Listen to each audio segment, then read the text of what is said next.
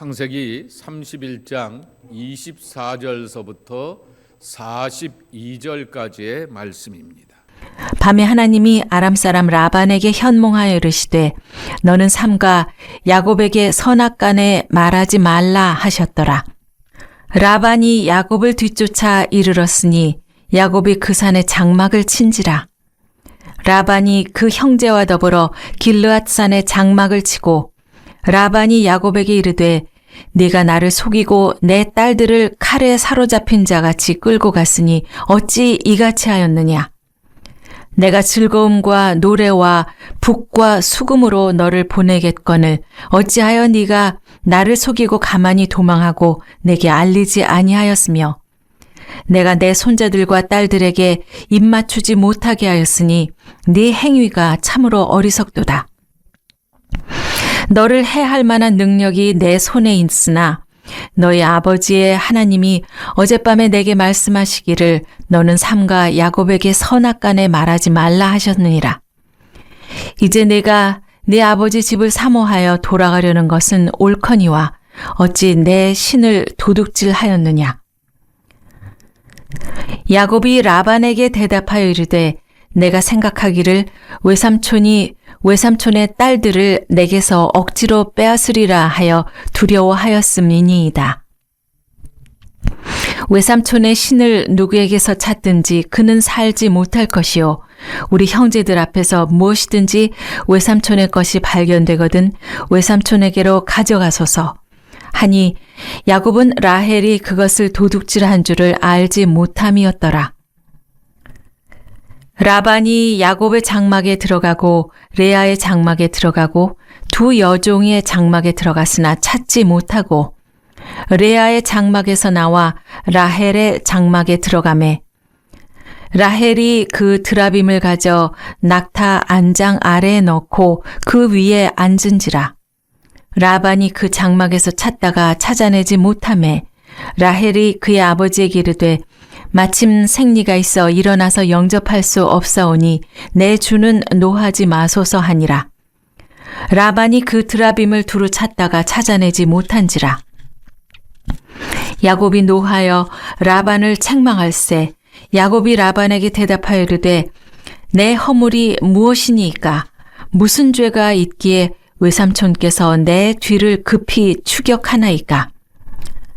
외삼촌께서 내 물건을 다 뒤져보셨으니 외삼촌의 집안 물건 중에서 무엇을 찾아내었나이까. 여기 내 형제와 외삼촌의 형제 앞에 그것을 두고 우리 둘 사이에 판단하게 하소서. 내가 이 20년을 외삼촌과 함께 하였거니와 외삼촌의 암양들이나 암염소들이 낙태하지 아니하였고 또 외삼촌의 양떼 순양을 내가 먹지 아니하였으며 물려 찢긴 것은 내가 외삼촌에게로 가져가지 아니하고 낮에 도둑을 맞았든지 밤에 도둑을 맞았든지 외삼촌이 그것을 내 손에서 찾았으므로 내가 스스로 그것을 보충하였으며 내가 이와 같이 낮에는 더위와 밤에는 추위를 무릅쓰고 눈 붙일 겨를도 없이 지냈나이다.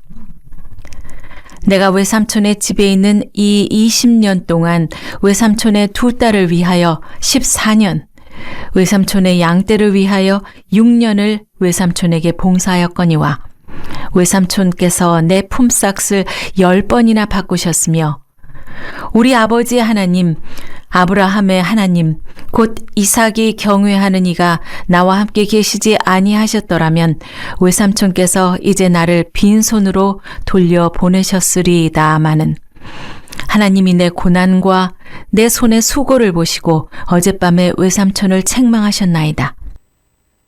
매일 성경에 본문을 이렇게 자르면서 나오게 되는 패턴이 주일에 계속해서 이렇게 소소한 사건이지만은 우리의 일상사에서 보게 되는 삶의 사건들을 가지고서 이렇게 잘라가게 됩니다.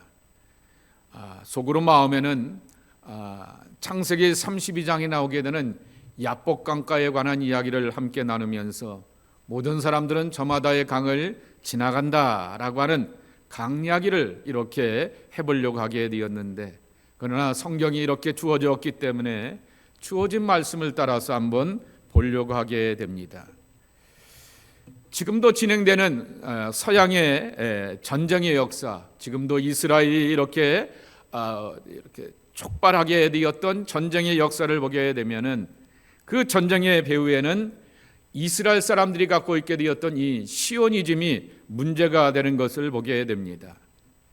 예루살렘 동쪽 언덕에 위치하게 되었던 이름이 시온입니다. 그리고 거기에 그 바탕을 향하여서 예루살렘을 향하여서 시온성이라고 부르게 되었고, 예루살렘 성전을 향하여서 그 언덕 밑에 있기 때문에 시온성전이라고 부르게 되었던 것입니다. 문자적으로 시온으로 향한 귀환이라고 하는 것은 예루살렘을 향한 귀환, 고향으로 돌아간다라고 하는 그러한 뜻을 담고 있게 됩니다.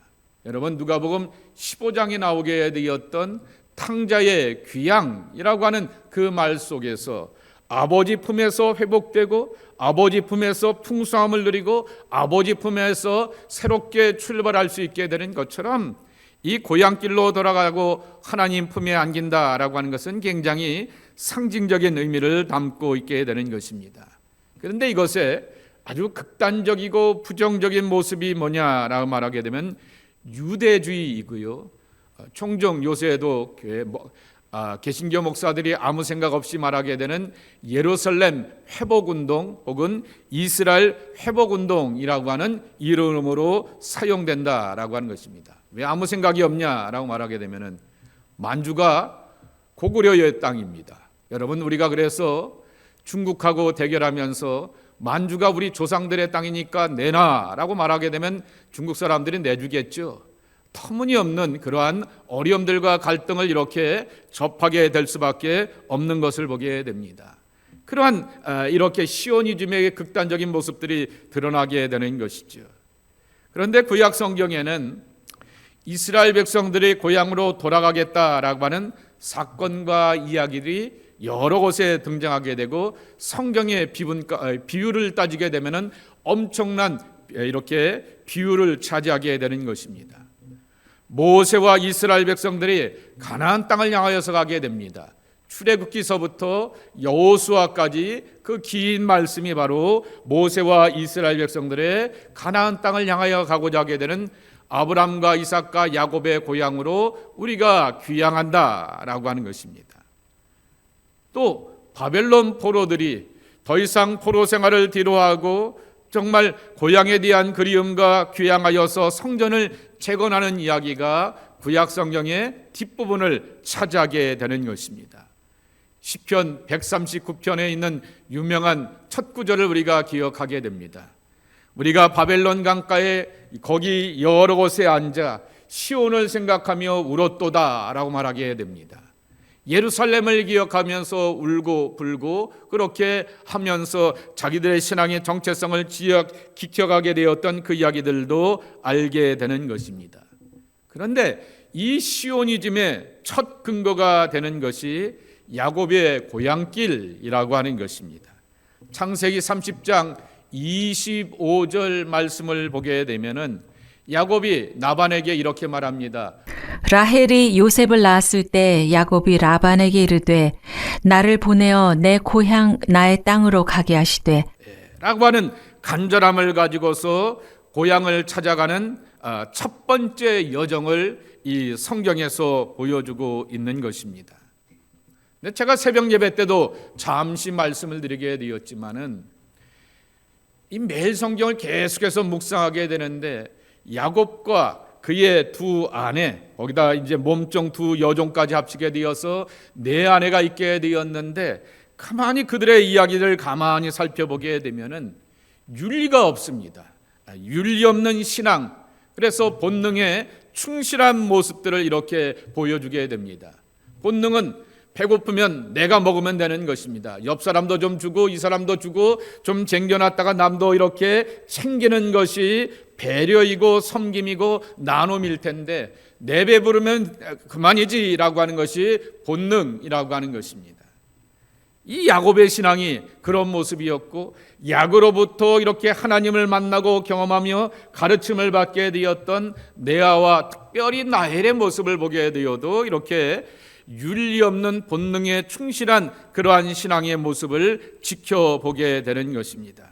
할아버지 아브라함과 아버지 이삭의 신앙을 머리와 전통 그리고 관념으로만 이해하게 되었다가 자기의 삶의 절대적인 위기 가운데서, 절망 가운데서 베델의 하나님을 만나게 됩니다. 베델에서 하나님 만난 것을 그렇게 강조하게 됩니다. 제가 여러분들에게 종종 말씀드립니다. 한번 신앙의 여정 가운데서 만나게 되었던 신앙의 은혜가 정말 삶의 귀한 모멘텀이 되게 됩니다. 그런 계기를 통해서 내가 하나님을 더욱더 발전하고 성장하면서 하나님 앞에 더 가까이 가게 되는 계기가 되게 됩니다. 그런데 그것만 반복하여 우려먹으면 뭐가 된다고요? 사골국 신앙이 된다라고 하는 것입니다. 여러분, 사골 뼈다귀도 한두 번 울리면은 이렇게 국물이 나오지만은 세네 번, 네다섯 번 울리게 되면은 나오는 것이 없게 되는 거죠. 오늘 야곱이 그런 모습을 보이게 되는 것입니다. 그때 야곱은 그 신앙 체험을 통하여서 하나님에 대하여 전제 조건을 갖고 있게 되는 하나님과 딜하는 모습을 보여주게 됩니다. 기도 생활하게 되면서 하나님과 딜하면 안 되는 것입니다. 주권은 하나님에 있고 하나님은 전능자라고 자신을 늘 말씀하여 주시면서 전능하다라고 하는 얘기는 모든 것이 하나님의 손 안에 있고 하나님이 가하고 부하고 예스와 노가 다 하나님의 손길 안에 있게 되는데, 내 삶을 안전하게 해주시면 내가 이렇게 다시금 돌아와서 11조를 바치며 여기서 살겠습니다 라고 말하게 되지만은, 우리가 잘 알듯이 야곱은 베델에 돌아와서 첫 번째 정착한 것이 아니라 고난 중에서 이렇게 다시금 돌아오게 되었던 것을 보게 됩니다. 창세기 28장 21절 22절입니다. 내가 평안히 아버지 집으로 돌아가게 하시오면 여호와께서 나의 하나님이 되실 것이요 내가 기둥으로 세운 이 돌이 하나님의 집이 될 것이요 하나님께서 내게 주신 모든 것에서 10분의 1을 내가 반드시 하나님께 드리겠나이다 하였더라. 조건을 달고 단서를 달면서 기도 생활을 하게 되고 신앙생활을 하게 되었던 이 미성숙한 야곱의 생애였다라고 하는 것입니다. 하나님께서는 이와 같은 여정 가운데서 그의 삶 가운데서 크작은 문제와 연단을 일으키게 하시면서 베냐민을 제하게 되었던 11번의 아들, 그래서 요셉이 출생하게 되면서 레아와 라헬 두 아내와 자녀들의 그러한 이름들을 지켜가는 그러한 과정을 통하여서 시기하고 질투하는 모습도 보여주게 되는 것입니다. 야곱은 외삼촌 라반의 집에서 연단과 훈련에 20년을 보내게 되었다라고 말하게 됩니다. 그리고 그러한 연단과 훈련, 자기도 자기의 이름이 교활한 자, 속이는 자였는데 나보다도 더 교활하고 속이기를 잘하고 나보다도 더 뛰어나게 되었던 외삼촌 라반을 보게 되면서 그가 이렇게 41절에 고백하게 됩니다. 내가 외삼촌의 집에 있는 이 20년 동안 외삼촌의 두 딸을 위하여 14년, 외삼촌의 양떼를 위하여 6년을 외삼촌에게 봉사하였거니와 외삼촌께서 내 품삯을 10번이나 바꾸셨으며 매달 주겠다라고 하는 샐러리가 이만큼이다 라고 말하게 되었는데 그것을 또 바꾸게 되었고 또 바꾸게 되었고 10번이나 이렇게 바꾸게 되면서 자기 편한 대로 주게 되었던 외삼촌의 모습을 그가 지켜보게 되면서 그러한 속임과 연단의 시간들을 지켜보게 되었다라고 하는 것입니다. 이제 야곱이 믿음의 통로 전해지게 되었던 두 딸 아내의 신앙도 점점 더 성숙한 모습을 보여주게 되지만은 오늘 본문을 보게 되면은 야훼 하나님을 믿는 신앙들과 자기들이 그 갖고 있게 되었던 지역의 토속 신앙이 이렇게 혼잡스러운 모습으로서 연결되는 것을 보게 됩니다. 레아와 라헬이 보여주게 되었던 모습은 일종의 혼합주의 신앙을 보여주게 되는 것입니다. 그러면 그러한 모든 과정 가운데서 더욱더 성숙함으로 나가게 되는데 우리는 어떤 모습으로 성숙해야 될까라고 하는 것을 찾아 배우게 되는 것입니다. 첫째로 고향을 찾는 우리들. 그래서 우리는 하나님의 나라를 이렇게 삼아하고 있게 되는데, 하나님의 나라를 영원히 돌아가야 될 내 고향으로 삼고 방향을 잡아야 한다라고 하는 것입니다. 잊지 말아야 될 것은 하나님 나라에서 금이 환향은 없다라고 하는 것입니다. 한자말로 금이 환향이라고 하는 말 기억하시죠? 비단 옷을 입고 고향으로 돌아간다라고 하는 그러한 이야기입니다. 타지에서 크게 출세하거나 성공하여서 화려하게 고향으로 돌아가는 그러한 뜻을 담고 있게 되는 것입니다. 이런 맥락에서 보게 되면 야곱의 삶이 일리인 것 같아 보이게 됩니다. 왜 아버지 집에서 도망쳐 나오게 되었을 때는 형이 나를 향하여서 죽이겠다라고 마음먹게 되어서 도망쳐 나오게 되었을 때는 혼자였고, 돌을 베개서 그리고 구름을 입을 삼아서 지내게 되었던 막막한 삶이었는데, 이제는 혼자가 아니라 가족을 이루게 되었고 일가를 이루게 되어서 내 아내를 통하여서 11아들과 딸을 얻게 되었고, 그리고 또한 엄청난 재산을 갖게 되었으니 성공하였다라고 하는 것으로 이렇게 생각해 보게 되는데, 하나님은 그의 삶 가운데서 하나님의 나라 안에 산다라고 하는 것은 공간의 개념도 아니고요, 지역의 개념도 아니고요, 그리고 삶의 조건의 개념도 아니라 하나님의 백성에 있어서 고향이라고 하는 것은 관계의 개념이며 거룩의 개념이며 그분의 다스림과 통치의 개념이다라고 하는 것을 가르쳐주게 되는 것입니다. 여러분, 이 탕자가 돌아오게 되었을 때, 고향으로 돌아오게 되었을 때, 그가 생각하게 되었을 때는 조건을 달고 있게 되었던 거죠. 나는 이제 아버지의 머슴이고 종으로 살겠습니다라고 마음먹고 있게 되었는데, 아버지는 죽었다가 잃어버리게 되었던 내 아들이 돌아왔다라고 말하게 되면서 여전히 그를 아들로 생각해 주게 되었을 때, 엄청난 부자가 되었던 아버지가 누릴 수 있는 것들을 그 아들이 그대로 누릴 수 있는 회복의 모습이라고 하는 것입니다. 그것이 바로 구원이라고 하는 것은 관계의 문제라고 하는 것입니다. 신앙이라고 하는 것은 관계의 문제라고 하는 것입니다. 시편 100편의 말씀에도 나오게 되는 것처럼 그분은 우리의 왕이 되시고 우리는 그의 백성이 되시고, 그분은 우리의 또한 목자가 되어주시고 우리는 그의 기르시는 양이 되어서 왕과 백성들처럼 목자와 양떼와 같이 돌봄과 사랑의 관계를 맺어가게 되는 것이 신앙이다라고 하는 것입니다.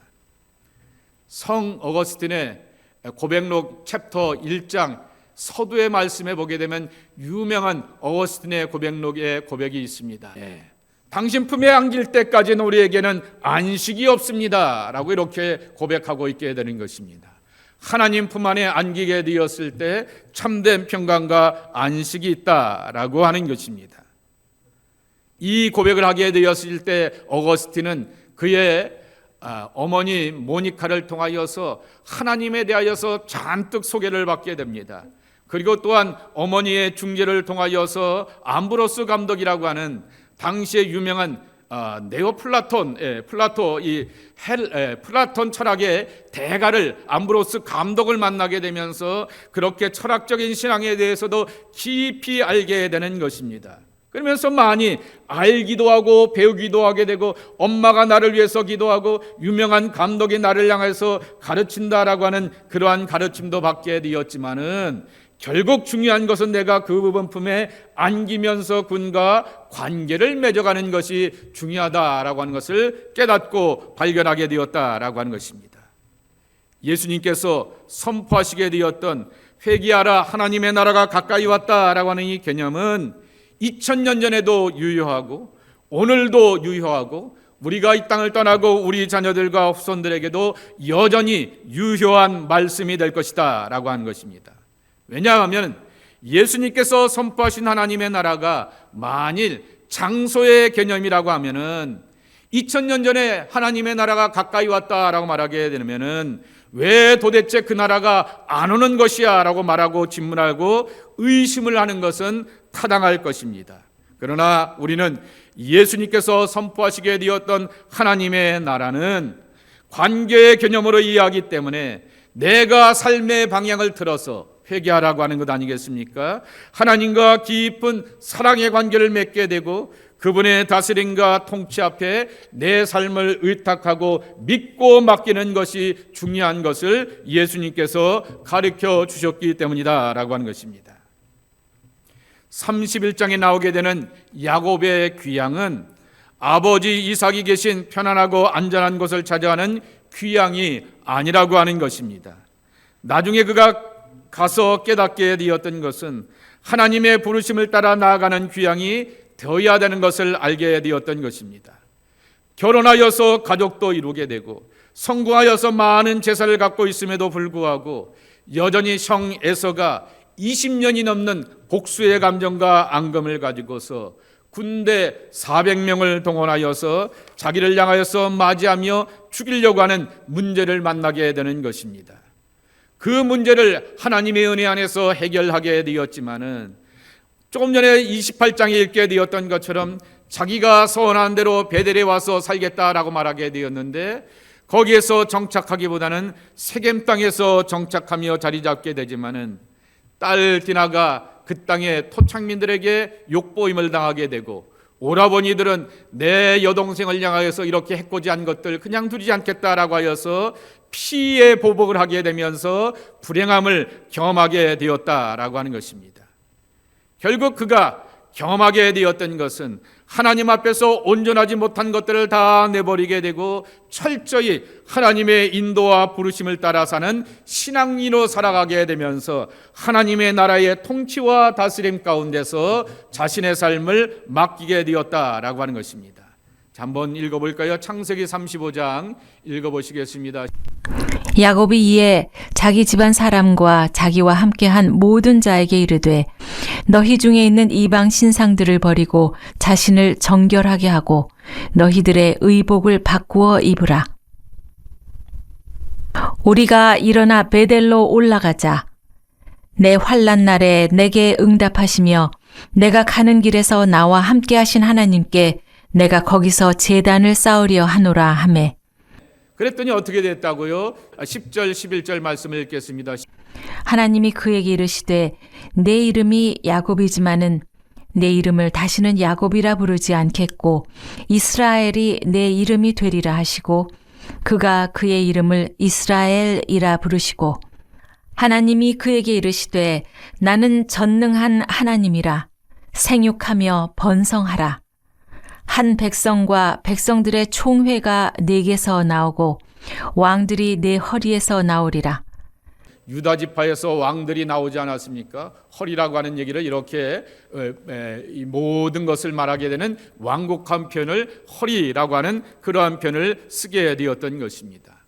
결국 하나님께서 이끌어 주셔야지만 미래가 보장되고 삶이 안전할 수 있구나라고 하는 것을 그가 깨닫게 되었다라고 하는 것입니다. 하나님의 인도하심으로 살아가는 것, 이것이 바로 고향을 하나님의 나라로 삼는 사람들의 모습이라고 하는 것입니다. 두 번째로 하나님의 나라를 향하여서 우리가 고향 삼아 살아가게 되었을 때 잡을 것과 버릴 것을 분명히 해야 한다라고 하는 것입니다. 오늘 말씀 가운데서 라반이 야곱과 그 일가와 내 딸들이 가게 되었으면 괘씸한 놈 인사도 제대로 안 하고 가네라고 이렇게 하면서 보내주게 되었을 텐데 쫓아와서 계속해서 따지고 들어가는 하나의 이슈가 있게 되었던 것입니다.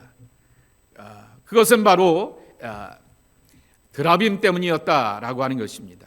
고향으로 돌아오는 야곱의 일가 중에 나헬은 자신의 친정집을 향하여서 아빠가 우리를 향하여서 이렇게 10번씩이나 웨이지를 바꾸면서 오락가락하게 이렇게 저렇게 하게 되면서 힘들고 연단하게 되었는데 이 서운한 감정과 복수의 마음을 담아서 집안의 수호신이었던 드라빔을 훔쳐갖고 가져갔다라고 말씀하고 있습니다.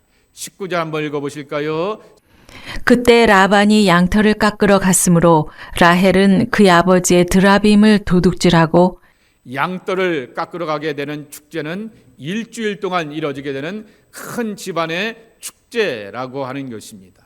그래서 아까 이렇게 나오게 되었던 이 라반이 다 짐을 뒤지게 되었을 때 나엘이 낙타를 타고 있게 되면서 나 생리 중이라서 못 내려가요 라고 말하게 되었을 때 못 내려가게 되었던 이유가 여기도 있게 되는 거죠.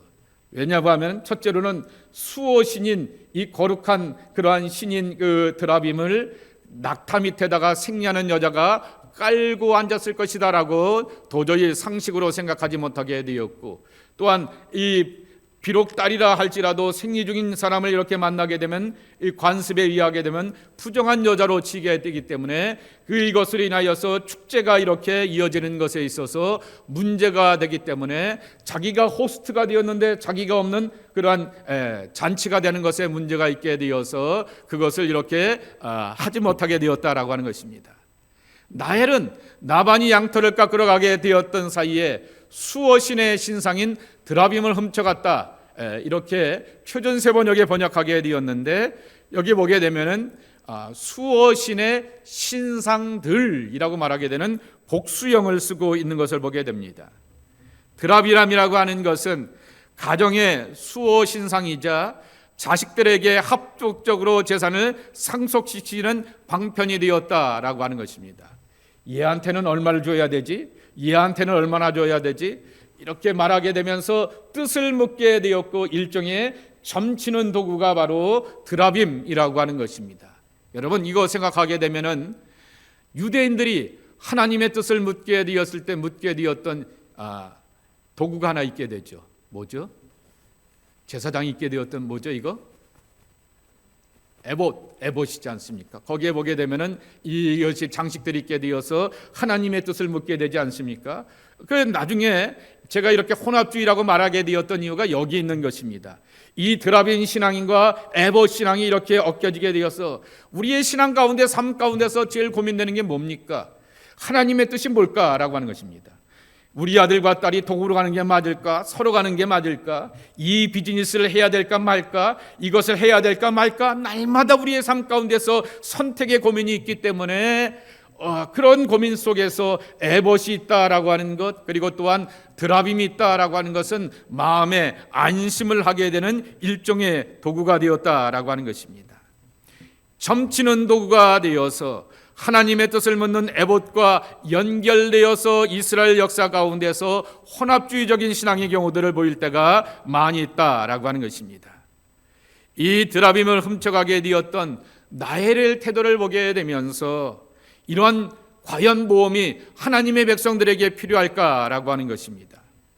고대 함부라비 법전 그런 문헌에 보게 되면은 남의 신과 신상을 훔쳐가는 자는 사형에 처하라라고 하는 규정이 되어 있다고 말하게 됩니다. 그러니 이 아브라함과 이삭의 신앙보다도 또한 그렇게 중동의 깊은 관습 가운데 젖어 있게 되었던 나반의 입장에서 보게 되면은 이것을 건수로 삼아서 야곱과 그의 집안을 향하여서 더 붙들어 놓고 더 이렇게 연단시킬 수 있는 그러한 모험의 계기가 된다라고 하는 것입니다.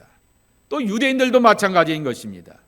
유다 납비들도 에봇을 훔쳐간 경우에 생명의 날을 다하지 못할 것이다 라고 말하게 되면서 이 에봇은 오직 제사장만이 입을 것을 그렇게 강하게 촉구하게 되었던 것입니다.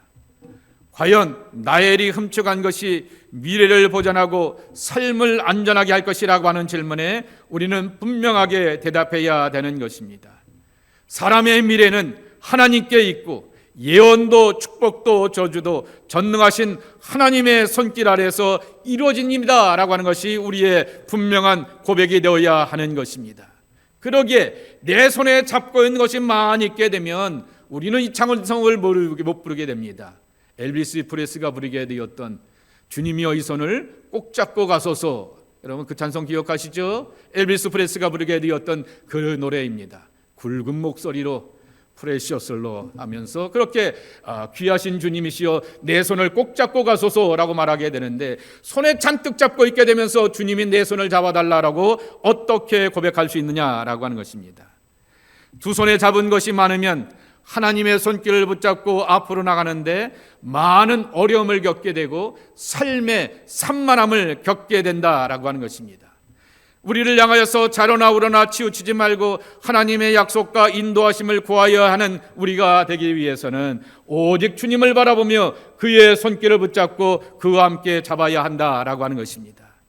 누가복음 9장 62절에 보면은 이런 말씀이 있게 됩니다.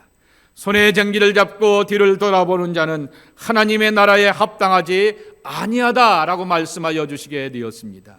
내게 쟁기를 주고 삽을 주시게 되었으면 내게 주시게 되었던 나의 밭과 나의 삶의 몫에 감사하면서 자로도 우로도 튀우치지 않고 뒤돌아보지 아니하며 나의 정성과 수고와 헌신을 다하면서 하나님의 인도하심 가운데서 그 땅에서 30배, 60배, 100배의 결실을 맺어가게 되는 것이 바로 하나님 나라 안에서 살아가는 자의 모습이라고 하는 것입니다.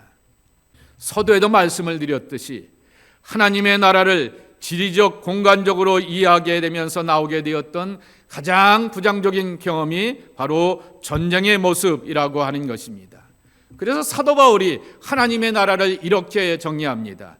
로마서 14장 17절입니다. 하나님의 나라는 먹는 것과 마시는 것이 아니요 오직 성령 안에 있는 의와 평강과 희락이라. 여기 좋은 땅에서 여기 좋은 비즈니스를 내가 그렇게 취하게 되면 하나님이 축복하신다라고 이렇게 생각하게 되면서 남의 것을 갈취하게 되면 거기서 먹는 것과 입는 것과 마시는 삶에 필요한 모든 문제를 해결한다라고 말하게 되는데 아니다라고 하는 것이죠. 내주하시는 하나님의 성령께서 내 마음 가운데 의와 평강과 희락을 허락해 주시게 되었을 때 그것이 바로 하나님의 나라의 통치와 다스림과 그 안에서의 참 기쁨을 누린다라고 하는 것입니다. 그러면 성령 안에서 의란 무엇일까라고 하는 것입니다. 첫 번째 의라고 하는 것은 하나님과의 바른 관계뿐만 아니라 사람과 사람 사이에 다툼이 없는 삶을 말하게 되는 것입니다. 평강이라고 하는 것입니다. 하나님께서 불안한 세상살이 속에서도 여전히 하나님을 잡고 만나는 사람들 가운데 주시게 되었던 내적 평강과 화평의 마음이라고 하는 것입니다. 흔들리는 쳇밭 가운데서 흔들림이 없는 내적인 평강과 기쁨을 하나님 안에서 누리는 것입니다. 희락이라고 하는 것입니다. 우리가 접하는 다양한 상황 가운데서 흔들리지 않는 삶의 중심이 되는 기쁨을 누리게 되는 것이죠. 하나님이 내 영혼에 반석이 되어주시는 것이죠. 중심을 잡아주시게 되는 거죠. 요한복음 20장 말씀에 보게 되면은 부활하였던 주님을 들었다름에도 불구하고 여전히 두려워하게 되는데 그들에게 예수님께서 그들 가운데 서서 요한복음 20장에 보게 되면은 피스라고 이렇게 하는 말씀을 3번씩이나 말씀하시게 되는데 그 가운데서 이어지게 되는 말씀이 그들 가운데 서서라고 하는 것입니다.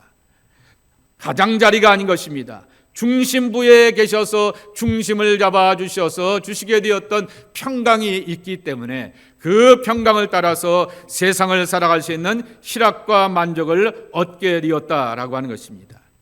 하나님의 성령께서 내 삶의 자리에서 늘 통치하시고 인도하시는 기쁨을 우리가 누려야 한다라고 하는 것입니다. 그것이 바로 하나님의 나라라고 하는 것입니다.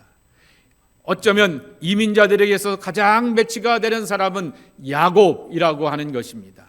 우리는 이민자가 되어서 생존의 문제에 이렇게 절절할 때가 많이 있는 것을 보게 됩니다. 그러나 생존의 문제를 뛰어넘어서 하나님의 은혜와 축복을 나눌 수 있는 사람으로서 우리가 살아가야 할 텐데 그러한 삶의 여정 가운데서 내가 변화되고 달라지고 깨우치고 돌아서서 하나님의 나라를 소유한 자로 살아가는 하나님의 사람들이 우리 모두가 되어야 하겠다라고 하는 것입니다.